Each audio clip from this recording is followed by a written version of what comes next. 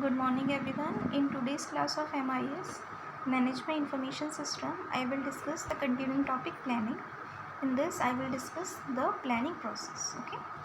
As I have discussed planning is the first function of every management activity in every organization too. Planning is very helpful.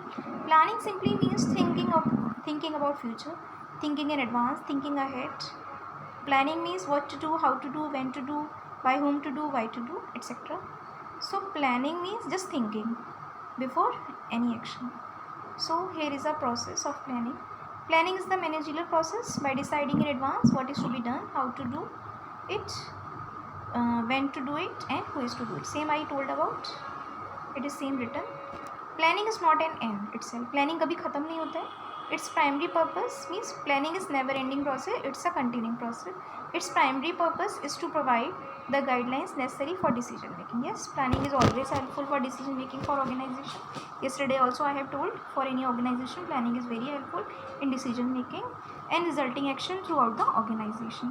Planning is done on both formal and informal basis. Yes, every time for formal way also and informal basis also you do planning, and the planning process uses information from internal and external sources. Internal means the members inside the organization like employees, and external sources means the members outside the organization who are working for organization like supplier and customer who takes products from us, agents, broker, distributor also are external sources. The process gathers. So what does planning process do? The process gathers, translates, understands and communicates information that will help to improve the quality of current decisions which are based on future expectation. Yes, planning is always based on future expectation because planning deals with future, so as uncertainty is always present. Yes, this is very important to note down. Planning is always based on future, but nobody has seen that future. हमें नहीं पता ना future में क्या होगा. So planning always depends on future. So uncertainty is always present. Uncertainty means no confirmation. So planning always restricts stated.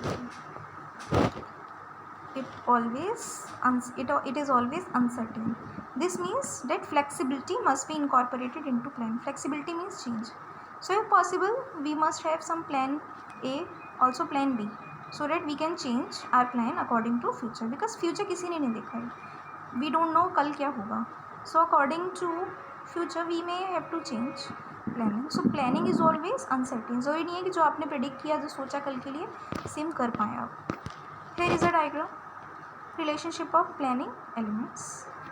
Okay, just try to remember this diagram. Arrow is there, more general, more specific. Aim means what do you have to do, then objectives. Aims are always bigger than objectives. Objective means statements of aim and goals, then plans. Actions to achieve objectives means how. Then mission, overall purpose of organization, policies, influences on action. Okay, that's the relationship of planning. So steps of planning are remaining that I will discuss in the next video. Steps are remaining. There are 4 steps I will discuss later. Thanks for today. Thanks everyone for listening.